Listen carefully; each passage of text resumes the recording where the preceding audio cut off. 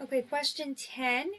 The expression x squared minus 9 is equivalent to, again, we have multiple choice to find the two factors of our expression. Now, when we have x squared minus 9, and we know that we multiply two binomials, we know that the reason we don't have a term in the middle, right, we don't have an x term right there, we just have the x squared term and the number term, is because we had a zero pair.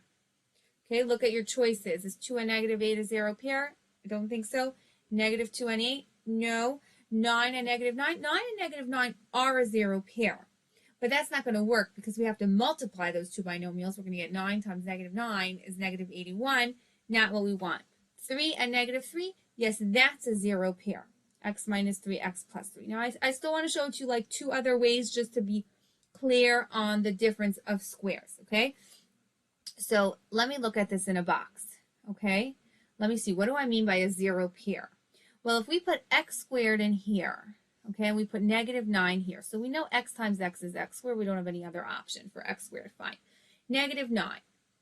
Now, there are different ways I can multiply to negative 9, but I know that this term and this term have to add up to 0 because I'm going to have two x terms there, but I don't have an x term over here in my product.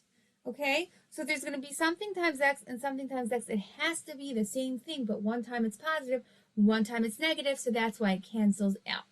So if I multiply 3 times negative 3, that gets me negative 9. That also gets me negative 3x and positive 3x, which add up to 0. Okay, so that's why it works. The other thing we've said many times is that you can rewrite this as a difference of squared. So this is x squared minus 3 squared. And as soon as you see that, you know you're taking those two squares and you're adding them to make one of the factors, subtracting them to make the other factors, and then you know it always works, and that's correct.